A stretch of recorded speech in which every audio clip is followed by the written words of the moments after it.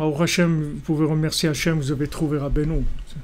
C'est pas moi, vous avez trouvé Rabbeinu, que Rabbeinu est venu vous chercher. Maintenant, mettez-vous au travail. Mettez-vous au travail, Baruch Hashem. Vous avez, je vous ai dit la semaine dernière, et je vous le répète, vous avez tout ce qu'il faut. Vous avez un cœur et une bouche. Commencez à travailler, c'est tout. Acceptez les affronts qui vous sont faits par les autres, les affronts de votre vie. Si vous n'avez pas de parnassa, si vous n'êtes pas marié, si vous n'avez pas d'enfants, si vous n'avez pas ci, si vous pas... Acceptez ça, acceptez, taisez-vous sur ça, acceptez ça en silence et hurlez vers Hachem avec votre cœur, c'est tout. Rabbi Nathan il dit silence avec la bouche parce qu'elle n'est pas utilisable pour l'instant et hurlez avec le cœur. Hurlez avec le cœur vers Hachem. Hurlez vers Hachem. Et ça va vous construire votre parole. Une fois que vous allez avoir une parole vivante, vous allez tout pouvoir faire.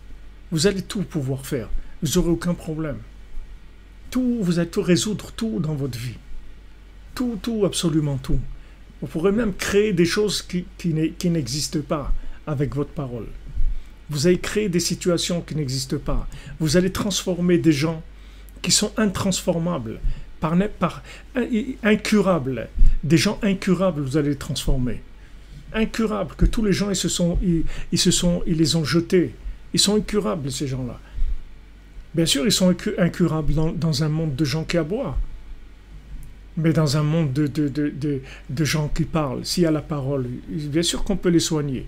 Vous voyez, même notre cher fou qui est dans l'hôpital psychiatrique, il a compris.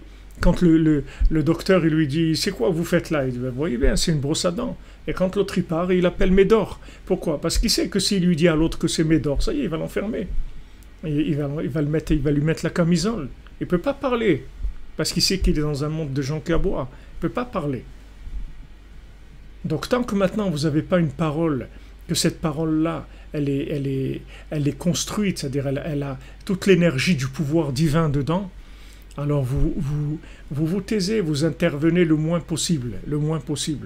Et chaque fois que vous allez vous taire, vous allez en fait apprendre à parler. Chaque fois que vous êtes tu dans votre vie, vous allez donner du pouvoir à votre parole. Et après, quand vous avez une parole, ça va être une parole. Va être écoutée. Vous allez tout trouver avec ça. Avec ça, vous allez arriver à tout. À la guérison, à la conversion, à la tchouva, aux ivugim, aux enfants, à l'éducation de vos enfants, à comprendre la Torah, à parler avec Hachem, à parler avec les tzadikim, à parler avec Rabbi Nachman, à parler avec Rabbi Nathan, à parler... Tout, vous allez avoir tout dans votre vie.